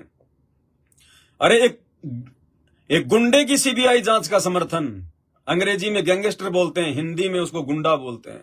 आनंदपाल सिंह जो मर चुका है, राजस्थान का था, पुलिस एनकाउंटर में मारा जा चुका। अरे उस गैंगस्टर की सीबीआई जांच का समर्थन तुम संत रामपाल जी के भक्तों से करवा रहे हो। इसका मतलब संत रामपाल जी भी तो फिर गुंडों के समर्थक हो गए। अगर संत रामपाल जी का नाम लेके उनका परिवार गैंगस्टरों की सीबीआई जांच का समर्थन करवा रहा है, तो इसका मतलब उनकी नजरों में संत रामपाल जी भी गुंडों के समर्थक हैं। अजमेर में राजपूत करनी सेना की रैली में 5 लाख रुपए सुखदेव सिंह गोगा मेडी को दिए जाते हैं। इसका मतलब संत रामपाल जी तो गुंडों का समर्थन करते हैं। वो देख रहा था बैठा बैठा कि ये क्या गुल खिला रहे हैं। परीक्षा चल रही थी ये संगत की कि कौन इनके झांसे में आएगा और कौन मेरे ज्ञान को आधार बनाएगा। कौन ये विचार करेगा कि संत रामपाल जी ने, मेरे गुरुदेव भगवान ने 28 साल में कब उन्होंने गैंगस्टरों की सीबीआई जांच का समर्थन किया। अरे हरियाणा में तो राजस्थान से ज्यादा गुंडे हैं, राजस्थान से ज्यादा गैंगस्टर हैं, माफिया हैं। तो 28 साल से संत रामपाल जी ने कभी किसी गुंडे का, किसी गैंगस्टर का समर्थन किया क्या? अरे भक्तों के दान का पैसा दे दे के कभी उनका समर्थन किया का? तो वो भगवान, वो अंतर्यामी, वो जेल में बैठकर देख रहा था कि देखता हूं ये काल कितना नीचे गिराता है मेरे परिवार को, और मेरे परिवार के झांसे में आकर कितने लोग मेरे मार्ग से दूर होते हैं, अर्थात मर्यादाओं को तोड़ते हैं। सब देख रहा था मालिक। तो इन्होंने सच्चाई नहीं बताई, पवन दास की उल्टी मार्केटिंग करनी शुरू कर दी। परमात्मा भी देख रहा था, भैया कर लो, जो मेरा है वो तो टूटेगा नहीं, और जो काल का है उसकी मुझे आवश्यकता नहीं है। तो इस पवन दास को, इस कुत्ते को 8 साल से इन्होंने मेरी वो दुर्गति करी है, इन्होंने मुझे वो दुख और दर्द दिया है, इन्होंने मुझे इतनी मार लगाई है, इतना मुझे पीटा है, इतना मुझे इन्होंने संगत से बेइज्जत किया है। भाई और बहनों, जिस भगवान के प्रति नाम दीक्षा लेने के बाद मैं तन मन धन से समर्पित हो गया था, मेरे जीवन का, मेरे गुरुदेव की भक्ति और सेवा के अलावा दूसरा कोई मकसद नहीं था ज्ञान समझ में आने के बाद, उस भगवान का नाम ले लेके और मुझे गुरुद्रोही घोषित कर दिया जाता है। उस भगवान से मुझे कहलवा दिया जाता है कि तू गुरुद्रोही है, तू गंदी नाली का कीड़ा है, इसको संगत से बाहर कर दो, बेदखल कर दो। अगर वो भगवान अपने ऐसे भगत को इस प्रकार के वचन कहे, तो सोचो भाई और बहनों, जो भगत उसी भगवान को समर्पित है पूरी तरह से, उस भगत का क्या होगा। अगर बैकग्राउंड में उसी भगवान का फुल टू फुल सपोर्ट ना हो, उस भगवान का अगर आशीर्वाद ना हो, तो भाई और बहनों, ये पवन दास कब का आत्महत्या कर लेता, कब का। वो भगत फिर जी नहीं सकता। तो मेरा मालिक मेरे साथ में, मेरा गुरुदेव भगवान, वो 2 तरफा खेल खेलता है। हर समय परमात्मा मेरे साथ रहा। मालिक ने मुझे हिम्मत दी कि बेटा, जैसे कुम्हार घड़े के अंदर हाथ रखता है, ऊपर से चोट मारता है, तू मेरा घड़ा है, घड़ा। और इन परिस्थितियों में मैं संगत की परीक्षा ले रहा हूं, और मेरा जो परिवार है सतलोक आश्रम मैनेजमेंट हरियाणा, उनको आगामी समय 2028 के बाद मैं सेवाओं से दूर कर रहा हूं। वो गंदगी है, वो मेरा साथ नहीं निभा पाएंगे, वो काल के एजेंट हैं। क्योंकि जब ये परमात्मा धरती पर आता है तो काल भी साथ में अपने एजेंट भेजता है उनके आसपास, ताकि वो मार्ग सही प्रकार से ना चले। जैसे 650 साल पहले परमात्मा आए तो काल ने अपना दूत भेज दिया उनके पास में, उनके घर में भेज दिया, कमाल। फिर भगवान ने धर्मदास के माध्यम से अपने पंथ को आगे चलाने की सोची, तो नारायण दास उसके बेटे के रूप में काल भेज दिया। तो इसी प्रकार भाइयों, वर्तमान में सतगुरु रामपाल जी भगवान खुद कबीर परमात्मा धरती पर आए हैं। तो इनके बेटा बेटी, भाई बंधु, रिश्तेदार, ये सब के सब काल के एजेंट हैं, काल के एजेंट हैं। ज्ञानी आत्माएं तो इनके कुकर्मों से समझ जाएंगी, और बाकी जो मूर्ख हैं वो 2028 के बाद समझ जाएंगे, जब परमात्मा सबको साइड में उठा के पटक देंगे।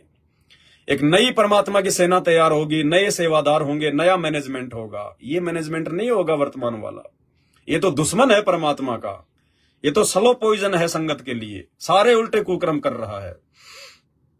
तो उल्टी मार्केटिंग इन्होंने की, लेकिन परमात्मा पल पल अपने बच्चे के साथ रहे। कितने लोग आए साथ संगतियों में, कितने लोग गए। वो संजय काल का दूत जो आज वो गुरुद्रोही बना हुआ बैठा है, जिसके नाम के साथ मेरा नाम जोड़कर, मुझ पवन दास का नाम जोड़कर ये मैनेजमेंट संगत को भ्रमित करता रहता है। नाम मेरा और फोटो दिखाता है संगत को संजय की कि देखो ये आशीर्वाद दे रहा है, ये 56 प्रकार के भोग खा रहा है। फोटो दिखाएगा संजय की और नाम बताएगा मेरा। इतना दोगलापन इनके अंदर, ये परीक्षा चल रही है। उसके बाद में परमात्मा ने मेरठ में 7 संगतियां शुरू करवाई, मेरठ में भी वो काल के दूत हो गए। उसके बाद परमात्मा ने रामचंद्र जो है वो कानपुर वाला, वो भी काल का दूत हो गया, वो भी भाग गया। उसके बाद कोई पंजाब से आया, वो भाग गया। मध्य प्रदेश से कोई लॉर्ड बुद्धा फाउंडेशन वाले आए, वो भाग गए। फिर साल भर पहले 2-4 और आए थे, वो भी संगत को तोड़ ताड़ के भाग गए। हमारी गाड़ी भी चोरी करके ले गए 24 लाख रुपए की। कोई बात नहीं, परमात्मा ने और दे दी हमारे को, उससे भी अच्छी गाड़ी दे दी भगवान ने। मालिक के घर में किसी बात की कोई कमी नहीं है, कोई घाटा नहीं है। परमात्मा ये देखता है कि मेरे बच्चे सच्ची नीयत से सेवा करें। भगवान पता नहीं क्या कर दे अपने बच्चों के लिए। तो परमात्मा ने सब कुछ परिपूर्ण कर दिया बंदी छोड़ने। मालिक ने इतनी दया कर रखी है इस दास के ऊपर, इस गधे के ऊपर इतनी दया कर रखी है भगवान ने। आज एक जिला कलेक्टर भी इतने आराम से इतनी जो है वो नहीं रहता। एक जिला कलेक्टर को भी दिन में 10-12 घंटे काम करना पड़ता है, तब जाके उसको लाखों की सैलरी मिलती है। इस कुत्ते पर, अपने भगत पर, और वो भगवान तो सब पे करना चाहता है, सब पे। परमात्मा का विधान है, जो पतिव्रता पद पे आ जाएगा, जो अपने गुरु को भगवान मान लेगा, जो अपने दिलो दिमाग से, मन कर्म वचन से छल कपट को निकाल देगा, जो अपने मन से लोभ लालच और स्वार्थों को निकाल देगा, परमात्मा तो सबको राजा का जीवन देगा। राजा का जीवन इसी जीवन में। अरे अगर सतगुरु रामपाल जी भगवान के भगत अगर खुश नहीं होंगे, सुखी नहीं होंगे, धन धान्य से परिपूर्ण नहीं होंगे, तो कौन होगा। लेकिन जो लोग नहीं हो पा रहे हैं, अभी उनमें कमियां हैं, तो वो लोग अपनी कमियों को देखे कि क्या कमी है।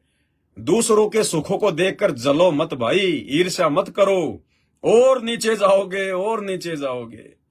तो इस पवन दास को परमात्मा ने संगत में एक उदाहरण बताया, एक मालिक ने एक एग्जाम्पल बनाया। 650 साल पहले परमात्मा ने 64 लाख भक्तों की परीक्षा लेने के लिए एक वेश्या को निमित्त बनाया, गणिका बहन को निमित्त बनाया। और वर्तमान इस कलयुग की बिचली पीढ़ी में संगत की परीक्षा लेने के लिए परमात्मा ने इस पवन दास को निमित्त बनाया है। इस पवन कुत्ते को खड़ा किया है संगत की परीक्षा के लिए। और ये लाखों की संगत है। अरे सतगुरु रामपाल जी भगवान को तो क्या जानेगी ये संगत, क्या पहचानेगी ये संगत। इस भगवान की पहचान 24 घंटे कान के मोबाइल लगा के सत्संग सुनने से नहीं होती है। इस भगवान की पहचान पिछले संस्कारों से और वर्तमान में उनके आशीर्वाद से होती है। अरे जो संगत अपने जैसे एक जीव को नहीं समझ पा रही, मेरे हजारों के तादाद में वीडियो संगत में जा चुके हैं। फेसबुक पर मेरा पेज है पवन दास इज लाइव, हजारों वीडियो संगत देख चुकी है। उसके बावजूद संगत अपने जैसे 2 कोटि के जीव की पहचान नहीं कर पा रही, इस पवन दास को नहीं पहचान पा रही, तो अपने भगवान को क्या खाक पहचानेगी। अरे ये लाखों की संगत एक गुरुद्रोही की परिभाषा को नहीं पहचान पा रही, और जिस भगवान पर देशद्रोह की परिभाषा लगी हुई है, धारा लगी हुई है, उसको ये मूर्ख संगत क्या समझेगी, जिंदगी में नहीं समझेगी। भगवान को पहचानने से पहले उसके भगत को पहचानो, उसके भगत को जानो। पहले साथ संगति के वीडियो देखो, उसके बाद वो भगवान पहचान में आएगा। तुम्हारे मन में तो राग द्वेष ईर्ष्या छल कपट भरा पड़ा है, तुम्हारी बुद्धि काल ने ऑफ कर रखी है। और ऐसी नीच आत्माओं के पास में गुरुदेव भगवान 1 सेकंड भी नहीं रुकते, 1 सेकंड भी। इसीलिए तो भाई साथ संगत से जुड़े हुए भगत भाई बहनों के आचार विचार व्यवहार बोलचाल में, और सतलोक आश्रम मैनेजमेंट हरियाणा से जुड़े हुए और साध संगत से टूटकर काल प्रेरित होकर जा चुके लोगों के आचार विचार व्यवहार बोलचाल में रात दिन का अंतर है। तो भाई और बहनों, मेरा कहने का मतलब सिर्फ इतना है, आने वाले समय में जब गुरुदेव जेल से बाहर आ जाएंगे, उस समय तो सब कुछ क्लियर हो ही जाएगा कि ये परमात्मा की लीला चल रही है, ये परीक्षा चल रही है संगत की। लेकिन उस समय उन लोगों का किसी भी प्रकार से कोई भी बचाव नहीं हो पाएगा। वो लोग परमात्मा के हृदय में जगह नहीं बना पाएंगे जो लोग वर्तमान में साथ संगति से जुड़कर इस पूरे खेल को नहीं समझ पाएंगे। तो काल हर प्रकार से कोशिश करेगा साथ संगत से जुड़े हुए भाई बहनों को तोड़ने की, और इसीलिए परमात्मा ने इस पवन दास को निमित्त बनाया है कि दास हर संभव, हर पॉइंट पे, हर विषय पर अपने भगत भाई बहनों को लाइव आकर या वीडियो बनाकर हमेशा समझाता रहता है। और जो दृढ़ आत्माएं हैं जिनकी समझ में आ चुकी है, उन आत्माओं को कोई दूसरा व्यक्ति भ्रमित नहीं कर सकता किसी भी प्रकार से, किसी भी तरह से।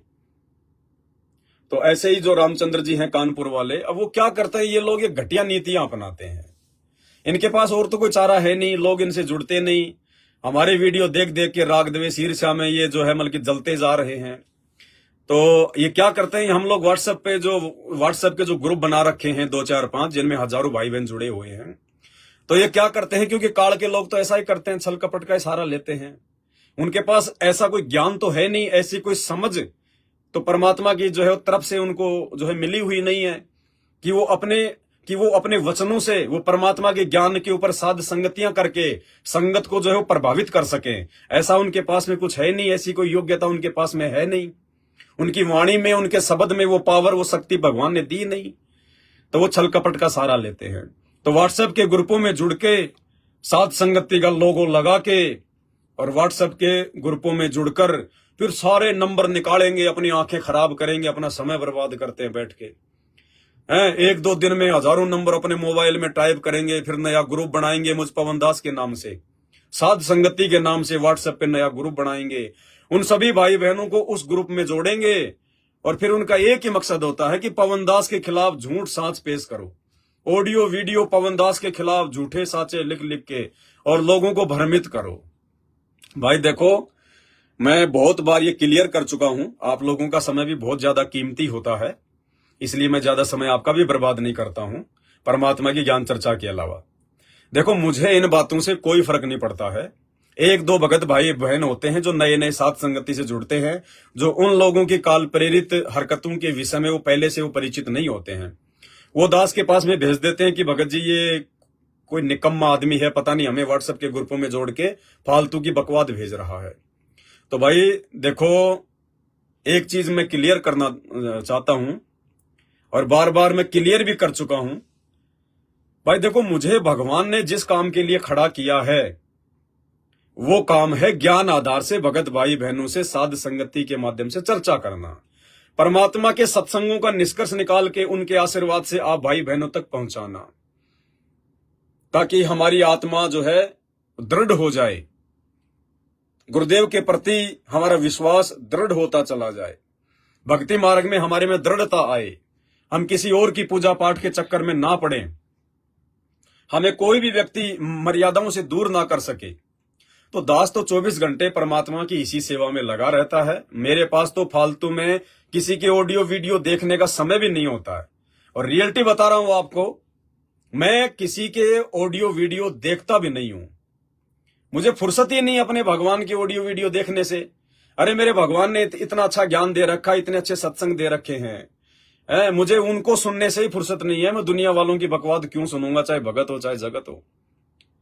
तो वो भाई कहते हैं कि भाई हमें इस प्रकार से ग्रुपों में जोड़ रहे हैं, भगत जी ये ग्रुप या आपने बनाया है क्या? भाई ना मैं कोई ग्रुप बनाता, और जो ग्रुप मैंने बना रखे उनमें केवल परमात्मा के ही वीडियो आएंगे, साध संगति के ही वीडियो आएंगे, ज्ञान आधार की बातें आएंगी, उनमें दुनिया भर की बकवाद नहीं आती उनमें।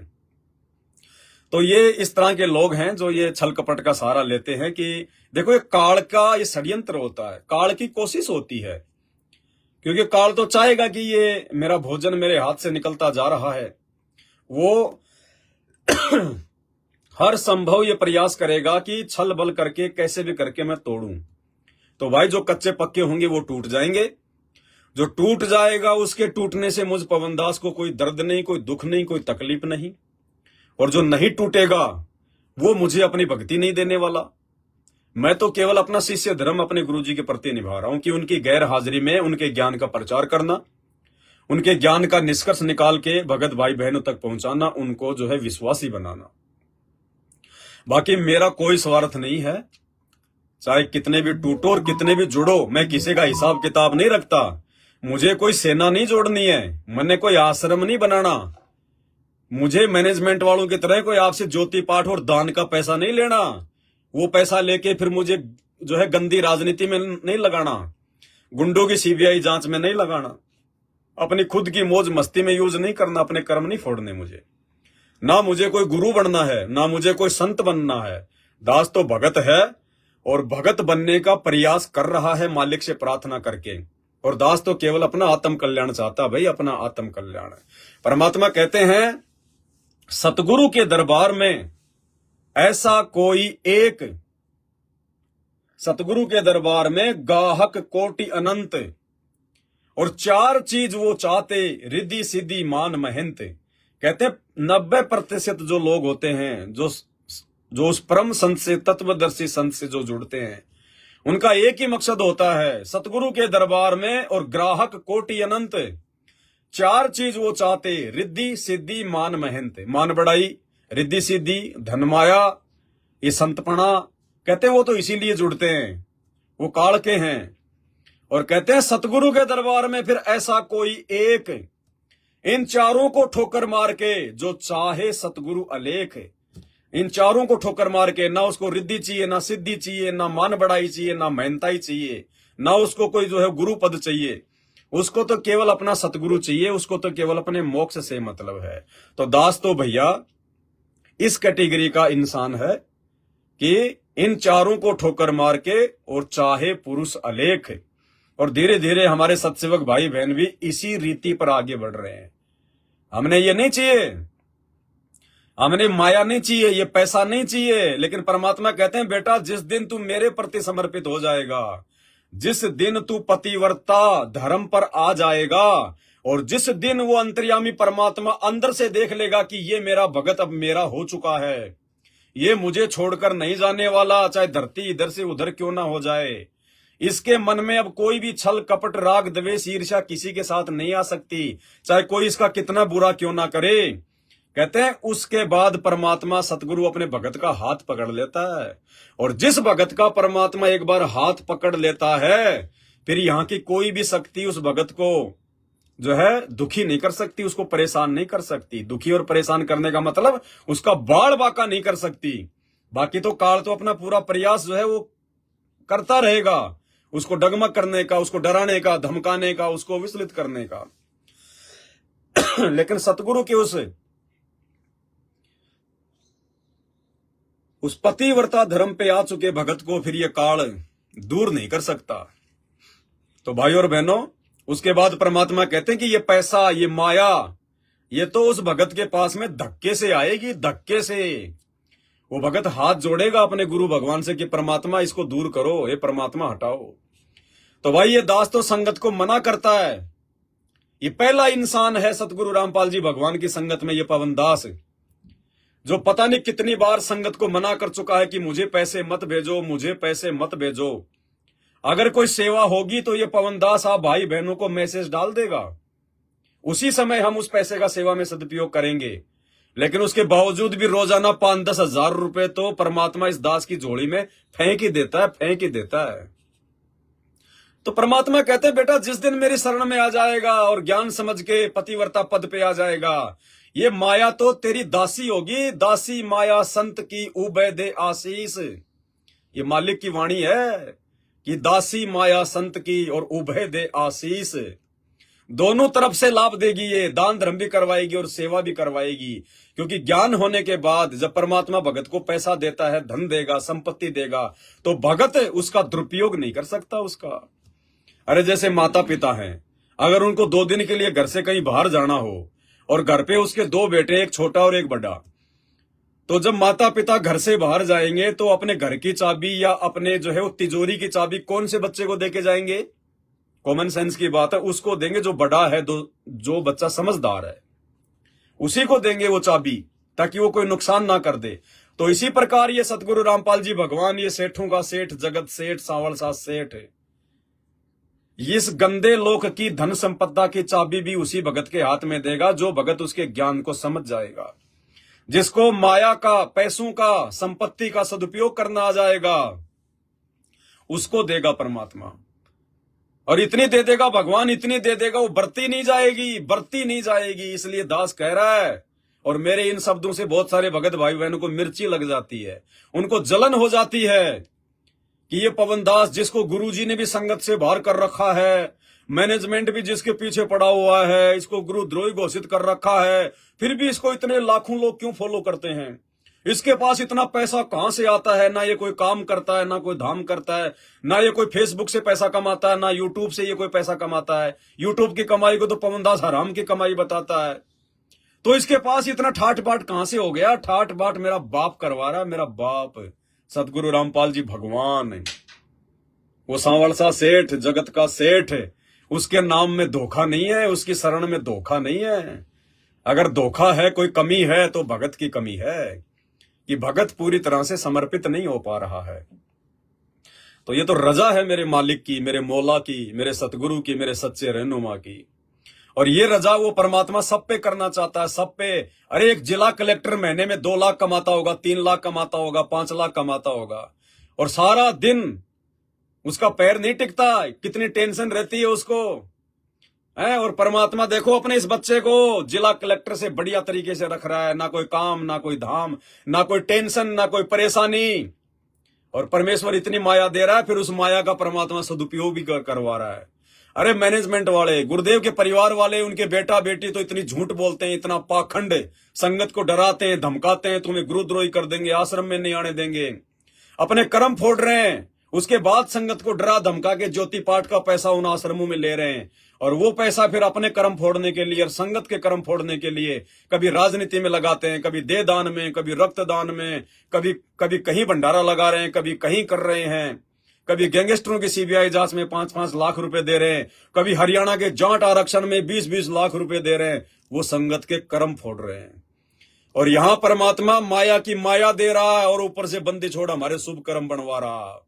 इसको कहते हैं 5 उंगली हाथ में, 5 उंगली घी में, ये है। तो भाई परमात्मा सतगुरु रामपाल जी भगवान ये अपने सभी भक्तों को इसी प्रकार से मौज करवाना चाहता है, सभी भक्तों को अपने हाथों पर रखना चाहता है, इसी प्रकार से राजा बना के। क्योंकि हमारे भगवान राजाओं के राजा हैं, तो हम उनके बच्चे क्या हुए? हम राजकुमार हैं। अरे इस 21 ब्रह्मांड में असल में कोई राजकुमार है तो परमात्मा के साथ संगत से जुड़े हुए बच्चे हैं।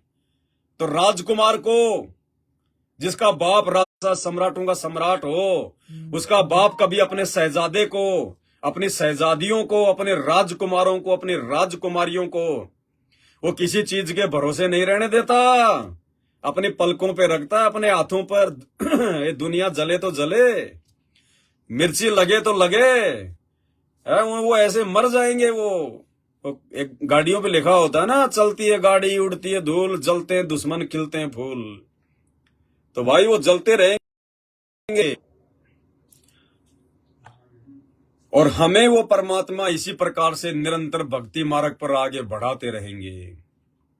और इस दास को परमात्मा ने टेंशन फ्री, हर प्रकार से टेंशन फ्री इसीलिए रखा हुआ है कि बेटा तेरे को ना तेरे खाने की चिंता होने दूंगा, ना तुझे जिंदगी में कभी हॉस्पिटल जाने दूंगा, ना किसी दुर्घटना में मरने दूंगा।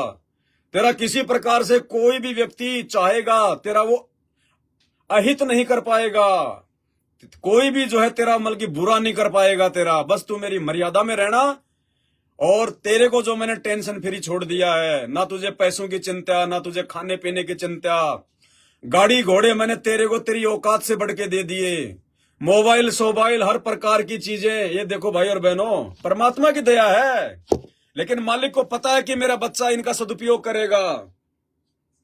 जिस मोबाइल से दास लाइव आ रहा है, परमात्मा ने एप्पल का लेटेस्ट फोन दिलवा रखा है, साथ में ये S24 सैमसंग का सबसे ऊंचा फोन 1.5 लाख का, साथ में ये वन प्लस का 12 प्रो मैक्स सबसे हाई फाई, वीवो का सबसे हाई फाई। अरे कितने परमात्मा ने दे रखे हैं, लेकिन इनका सदुपयोग करता है दास। इन चारों फोनों में दिन रात परमात्मा की सेवा चलती है। दास के बच्चों को परमात्मा ने आईफोन दिलवा रखे, डेढ़ जो मतलब लाख रुपए के, लेकिन मौज मस्ती के लिए नहीं दे रखे। वो बच्चे सेवा करते हैं उसमें परमात्मा की। दास जितने भी वीडियो बनाता उनको एडिट करना, 2-2 लाख रुपए के लैपटॉप दे रखे हैं, एलईडी बोर्ड दे रखा है परमात्मा ने 3-3 लाख रुपए का, 30-30 लाख रुपए की दास को भगवान ने जमल की गाड़ी दे रखी है। क्यों? किसी को ठगा नहीं, किसी को लूटा नहीं, झूठ बोल के नहीं लेते, परमात्मा दिलवाता है। अरे मैनेजमेंट वालों ने मुकदमा करके हमारे मोबाइल छीन लिए, पहले हमारी 24 लाख की टाटा सफारी गाड़ी छीन ली, और मैनेजमेंट वाले हमारे 10 लाख रुपए ले गए उठा के, जिस भगत को मैंने दिए हुए थे, जो बंबई का था रामदास, गद्दारी करके 10 लाख रुपए ले गया। वो पता नहीं अपना धंधा खोल लिया उसने, क्या कर लिया। और जैसे दास जेल से बाहर आया, परमात्मा के बच्चों ने हाथ खुले कर दिए, भगत जी टेंशन नहीं लेने का। कोई 5 लाख रुपए का चेक दे रहा है, कोई 10 लाख रुपए का चेक दे रहा है, कोई लाख रुपए दे रहा है, कोई 50,000 रुपए डाल रहा है। परमात्मा की दया, बंदी छोड़ की दया। मालिक कहते हैं आप पे आवे रत्न बराबर और मांगिया आवे लोहा। तो बिना मांगे देता है परमात्मा अपने बच्चे को, बिना मांगे राजा की तरह रखता है परमात्मा। क्यों? क्योंकि परमात्मा ने देख लिया कि ये मेरा राजकुमार है, ये मेरे प्रति समर्पित हो चुका है। धरती इधर से उधर हो जाएगी, लेकिन मेरा ये बच्चा मेरे से दूर नहीं हो सकता। अपने भगत भाई बहनों को ये कुशिक्षा नहीं दे सकता। अपने स्वार्थ के लिए ये पवन दास अपने भगत भाई बहनों को ठग नहीं सकता। ये झूठ नहीं बोलेगा, छल कपट नहीं करेगा।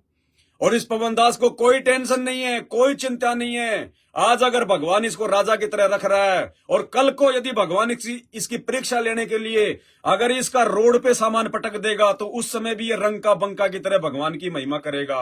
वो झोपड़ी जल गई तो जल गई, झोपड़ी की चिंता नहीं करेगा। ये रोड पर भी बैठ के भगवान की साथ संगति करेगा, मोबाइल में लाइव आके भाई बहनों को समझाएगा, अपनी दुख तकलीफ नहीं रोएगा। इसलिए भाई वो अंतर्यामी भगवान है, समर्पित हो जाओ उसके प्रति। और ये तो कुछ नहीं, जब उस भगवान ने ये दुनिया वालों को, हमें तो दे क्या दिया, हमें पास तो है ही क्या, हमारी औकात से बढ़कर दे दिया जो भी है वो। अरे ये दुनिया वाले जिनकी अरबों खरबों की संपत्ति है, 10-10 लाख करोड़ की जिनकी संपत्ति है, जो भगवान के नजदीक भी नहीं है, अगले जन्म में जो गधे कुत्ते सुअर बनने की तैयारी कर रहे हैं, दिन रात अपने वो कर्म फोड़ रहे हैं, 100-100 करोड़ रुपए जो अपने बच्चों की शादियों में बर्बाद कर रहे हैं, अगले जन्म में जो 84 लाख योनियों में जाना है जिनको, उनको भी तो भगवान दे रहा है। उनको कौन दे रहा है? उनका बाप दादा दे रहा है क्या? अरे उनको भी तो उनके पिछले जन्मों की भक्ति के कारण वो परमात्मा सदगुरु रामपाल जी भगवान ही दे रहा है। तो जब परमात्मा उन ज्ञानहीन जगत वालों को दे रहा है, अरबों खरबों दे रहा है, तो अपने भक्ति करने वाले बच्चों के लिए परमात्मा कोई कमी छोड़ेगा क्या? इसलिए दास की विनती है, दास की प्रार्थना है, मुझ पवन दास से ईर्ष्या करने का मतलब है सतगुरु रामपाल जी भगवान से दूर होना। ये नोट कर लेना भाई। दास बहुत पहले से बोलता आ रहा है, और उसके बावजूद भी जिन जिन लोगों ने मुझ पवन दास के साथ में राग द्वेष ईर्ष्या की है, आज वो ना घर के है ना घाट के, धोबी के कुत्ते बन के बैठे हुए हैं। आज वो रामचंद्र की तरह सिर्फ वो चिल्लाने में लगे रहते हैं, लेकिन बिगाड़ कुछ नहीं पाते, कर कुछ नहीं पाते, और ना कुछ कर पाएंगे। वो चिल्ला चिल्ला कर ही जो है वो मर जाएंगे। इसलिए भाई बहनों से मेरी प्रार्थना है। कुछ भाई बहन कह रहे थे कि भगत जी थोड़ा सा बताओ उसके बारे में, तो दास भाई किसी के बारे में कुछ नहीं बताएगा। दास केवल वो बताएगा जो बातें बताने के लिए मेरा गुरुदेव भगवान मुझे आदेशित करता है। मुझ पवन दास को ये मानव शरीर, ये किसी 2 कोटि के जीव के बारे में जानकारी देने के लिए नहीं मिला है। ये फालतू के लोगों की लाइव आके भगवान ने जो साधन दिए मोबाइल, ये भगवान की सेवा के लिए, उन फालतू के लोगों की चर्चा के लिए नहीं है भाई। इसलिए भाई और बहनों, जिसने टिकना है टिको, जिसने नहीं टिकना है वो चाहे आज ही जाओ छोड़ छाड़ के। पवन दास तो 8 साल से यही कहता आया है, भैया मुझे किसी की आवश्यकता नहीं है, मुझे भगवान मिल गया, भक्ति मिल गई, मैं तो अपना शिष्य धर्म निभा रहा हूं, आप भाई बहनों के साथ मिल बैठ के साथ संगति करके। बाकी मेरा कोई स्वार्थ नहीं है, मुझे कोई लोभ नहीं है, मुझे कोई लालच नहीं है, ना मुझे कोई गुरु बनना, ना मुझे कोई आश्रम खोलना, कुछ नहीं करना। आज भगवान अगर राजा की तरह रख रहा है तो राजा की तरह रह रहा हूं, लेकिन अपना धर्म, अपनी भक्ति, अपनी सेवा नहीं भूल रहा। और कल को भगवान अगर रोड पे रखेगा तो ये दास रोड पर भी आपको इतना ही जो की प्रसन्न जो है वो नजर आएगा, इतना ही आपको जो है वो खुश नजर आएगा। जो राखूं त्यो ही रहूं हमरा के चारा, और खाने जाद खरीद हूं, ये सतगुरु मैं गुलाम तुम्हारा। दास के तो ये भाव है, ये भाव रहेंगे भाई। और जो भगत, जो व्यक्ति अपने आप को इस प्रकार से ज्ञान आधार से अपने गुरुदेव के रंग में रंग लेता है, फिर परमात्मा उसको रोड पे नहीं आने देता। परमात्मा तो उसको दिन ब दिन ऊपर ही ऊपर, ऊपर ही ऊपर, ऊपर ही ऊपर। तो भाई और बहनों, ये ज्ञान आधार की भक्ति है। और ये राग द्वेष ईर्ष्या करना, ये काल का षड्यंत्र है। ये काल तुम्हारे कर्म फुड़वा रहा है मुझ पवनदास से ईर्ष्या करवा के। वरना इन ऑडियो वीडियो को देखो जो साथ संगति में बन रहे हैं, ये कौन बना सकता है भगवान के आशीर्वाद के बिना। ये सतगुरु रामपाल जी भगवान के आशीर्वाद के बिना तुम्हारा बॉलीवुड का, हॉलीवुड का अरबों खरबों रुपए लगा के भी ये वीडियो नहीं बना सकता। वो बकवाद बना सकते हैं, वो तड़क भड़क नंगे गाने, नंगी फोटोएं, उल्टे सीधे ड्रामे बाजी, दुनिया को बर्बाद कर सकते हैं वो लोग फिल्मों के नाम पे। ये साथ संगति के जो वीडियो बन रहे हैं ज्ञान आधार से, जो आत्मा की खुराक है, वो तो मन की खुराक है। और ये साथ संगति की वीडियो आत्मा की खुराक है। एक एक वीडियो अरबों खरबों का है, अरबों खरबों का कीमत नहीं है। 3 लोग भी अगर तोल दो तो भी पवनदास के एक वीडियो के बराबर नहीं है। क्योंकि ये सतगुरु रामपाल जी भगवान के सत्संगों पर आधारित हैं। इस पवनदास के वीडियो सतगुरु रामपाल जी भगवान के सत्संगों पर आधारित हैं।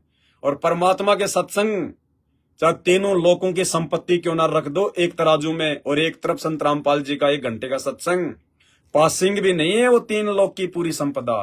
तो ऐसे सत्संगों पर आधारित है पवनदास के ऑडियो वीडियो संदेशे। तो इनकी कोई कीमत नहीं है। आने वाले समय में 2028 के बाद यूट्यूब पर यदि कोई कुछ देखेगा तो या तो संत रामपाल जी के सत्संग देखेगा या फिर इस पवनदास के साथ संगति वाले वीडियो देखेगा। क्योंकि फालतू की बकवाद फिर कोई देखेगा ही नहीं। जो भी देखेगा अपने भगवान से संबंधित देखेगा, और भगवान से संबंधित केवल पवनदास के वीडियो हैं और कुछ नहीं है। क्योंकि कोई भगत बना ही नहीं रहा ज्ञान आधार से वीडियो। लाखों की संगत है, लाखों की संगत में भगवान ने इस कुत्ते पर दया बख्शी है कि कई हजारों की संख्या में पिछले 8 वर्षों से साथ संगति में ज्ञान आधार से वीडियो बने हैं। क्योंकि ये साथ संगति के वीडियो गुरु जी के ज्ञान पे भगत को जो है दृढ़ करते हैं। ये परमात्मा का एक सुनियोजित एक खेल है, लीला है ये परमात्मा की। तो आने वाले समय में 2028 के बाद, क्योंकि बाकी बकवादें तो सब समाप्त हो ही जाएंगी, 28 तक पूरे दुनिया का नींबू सा निचड़ लेगा। सबको अपनी औकात का पता चल जाएगा, धनवानों को अपनी औकात का पता चल जाएगा, राजनेताओं को अपनी औकात का पता चल जाएगा, बॉलीवुड को, सभी जो बिजनेसमैन है सबको अपनी औकात का पता चल जाएगा। हर प्रकार से इंसान मजबूर हो जाएगा, विवश हो जाएगा संत रामपाल जी को भगवान मानने के लिए। और उसके बाद उनके नियम है, ये फिल्में, TV serial, match, cartoon, Bollywood, Hollywood ये नहीं देखना। तो कौन देखेगा ये बकवादें?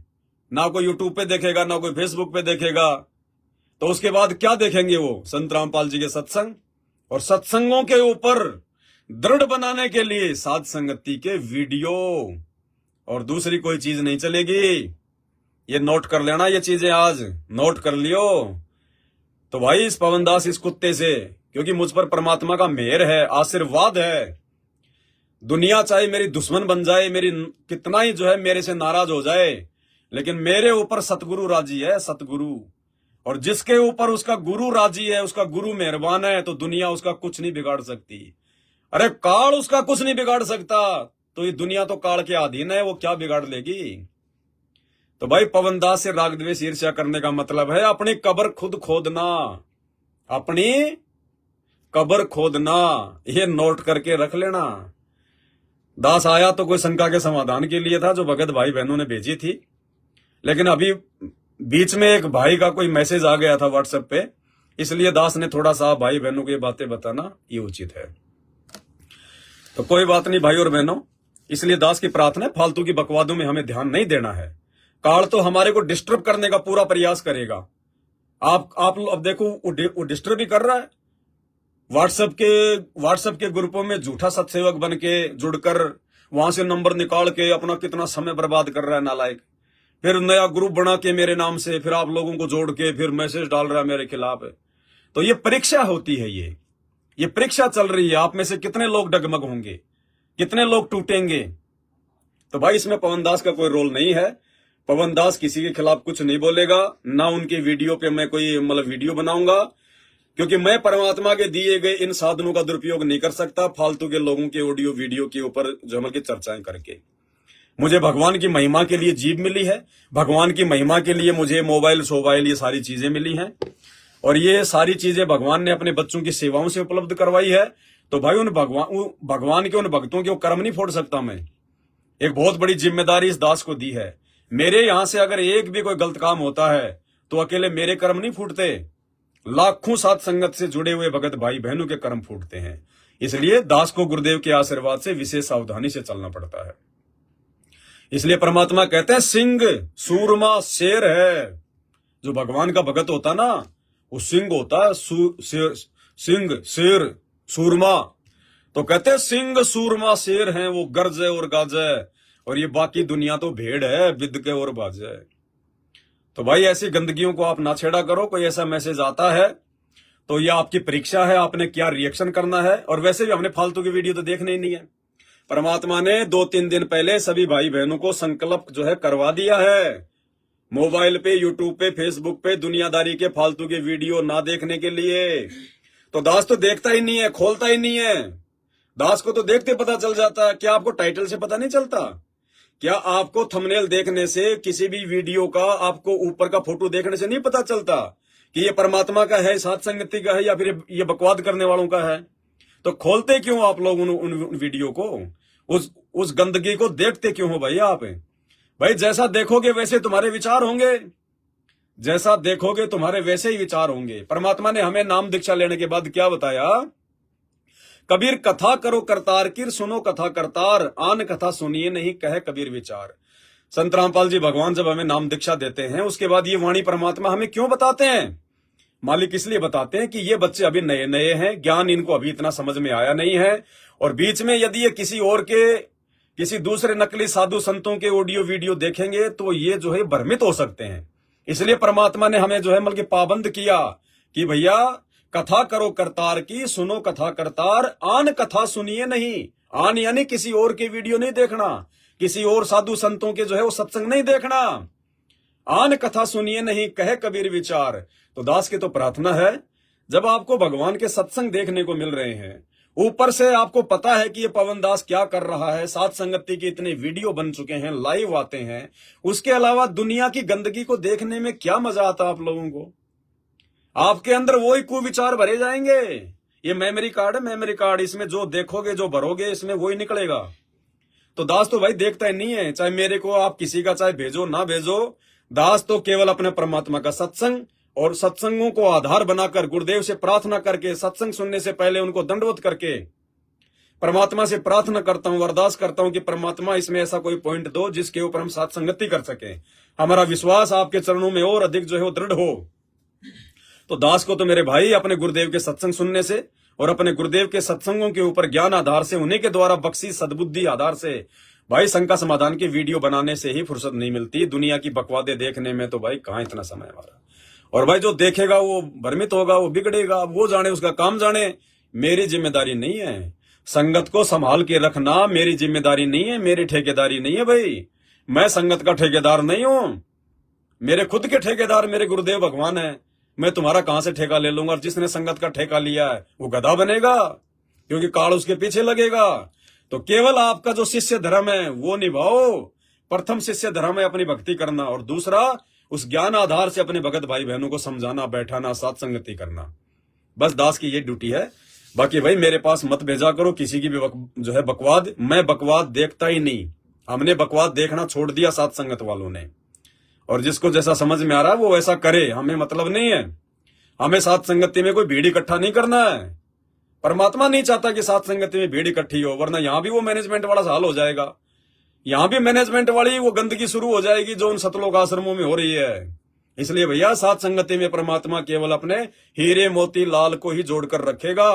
फालतू का जो कचरा होता है किसी न किसी बहाने परमात्मा उसको निकाल देगा। तो इस प्रकार के फालतू के लोग जो ऑडियो वीडियो भेजते हैं ना, उन ऑडियो वीडियो को देखकर जो कचरा होगा उसके मन में फालतू में शंका पैदा हो जाएगी, और वो निकाल देगा। परमात्मा उसको साथ संगतियों से निकाल देगा और वो कचरे में जाके मिल जाएगा। तो यहाँ तो भाई हीरे मोती लाल चाहिए परमात्मा को, बकवाद करने वाले नहीं चाहिए। तो चलो भाई बहन की शंका पे हम फिर डिस्कस कर लेंगे। आज के वीडियो में केवल इतना ही। बंदी छोड़ सतगुरु रामपाल जी परमेश्वर जी की जय हो।